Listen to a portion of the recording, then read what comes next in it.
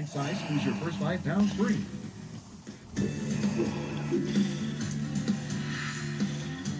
Sluggish job growth for a second straight month. The Labor Department reporting that the U.S. added 113,000 new jobs in January.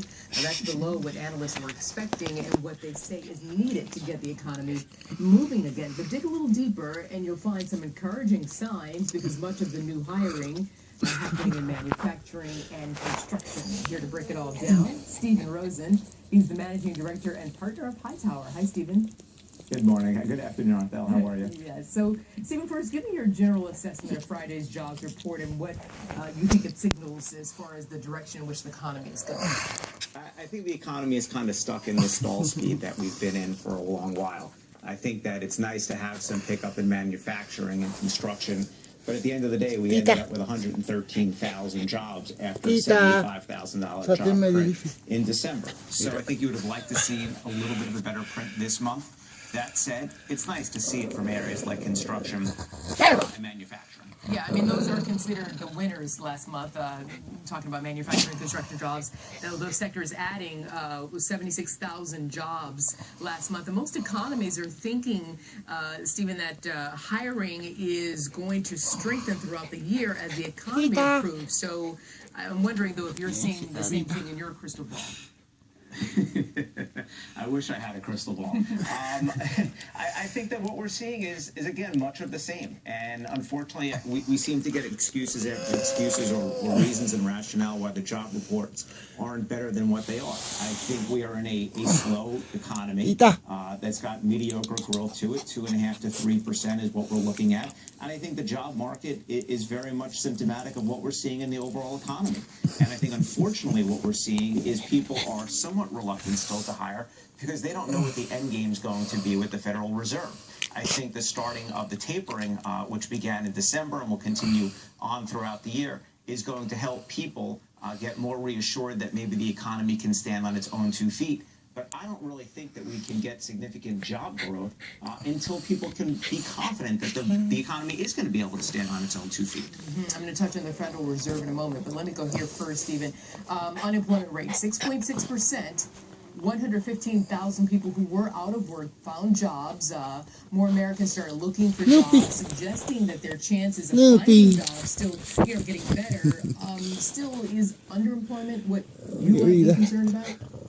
I think underemployment is definitely what we're all concerned about. And you take a look at the labor participation rate, it's some of the lowest rates that we've seen in history. And I think that if we factored in maybe a little bit higher participation rate, we'd probably somewhere still be in the mid 7% range for unemployment. So I think that's something to really keep an eye upon. The underemployed is a significant problem in the economy.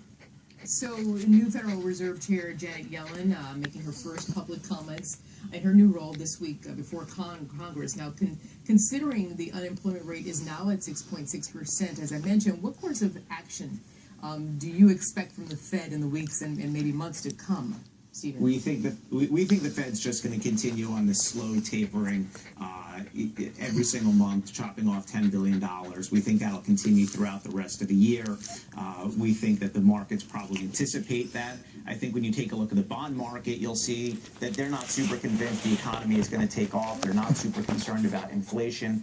We've seen interest rates come down from a little over 3% to under 2.7 over the last couple of days. So I think when you take a look at the bond market, they're telling a little bit of a different story than what the stock market is telling you, which is really, only 3 or 4% off its 52-week and really all-time high.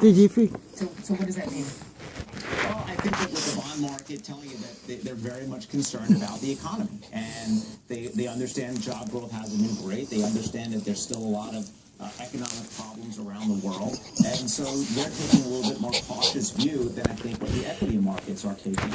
The equity markets have a tendency, as we've seen historically, to get a little bit out of balance. They're extremes. They're extremes to the upside. They're extremes to the downside. What we'd like to see is the Fed continue to taper. We'd like to see the economy stand on its own 2 feet. And this way the economy can really get a sense and the market can get a sense as to what the long-term prospects are.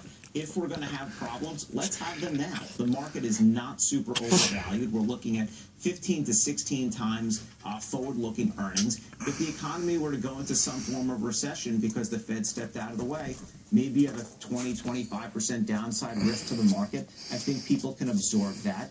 If we continue to let the Fed inflate the economy and continue to let the market go to these higher levels, you know, some people are calling for 2,000, 2,100 on the S&P 500, it sets us up for even a larger fall. Okay, Stephen, listen, I appreciate your analysis. I know you'll be watching Ms. Yellen this week, as we will, and we'll get you back maybe next weekend and see what you think of what she has to say. Sounds great.